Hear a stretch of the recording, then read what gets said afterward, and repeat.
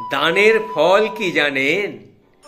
তিল যদি আপনি দান করেন তাহলে আপনার ইচ্ছা পূরণ হবে। যদি আপনি দীপ দান করেন উত্তম চক্ষু লাভ হবে। যদি আপনি গো দান করেন বিপুল সম্পত্তি আপনার লাভ হবে। যদি আপনি ধান্য দান করেন তাহলে নিত্য সুখ লাভ হবে।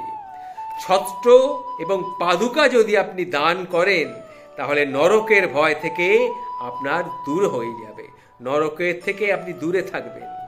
বস্ত্র দান করলে চন্দ্রলোক লাভ হয়, আর বেদ দান করলে ব্রহ্মলোক লাভ হয়, আর অন্নদানে স্বর্গ লাভ হয়, গৃহদানে বৈকুণ্ঠ লাভ হয়, আর অভয় দানে ঐশ্বর্য লাভ হয়।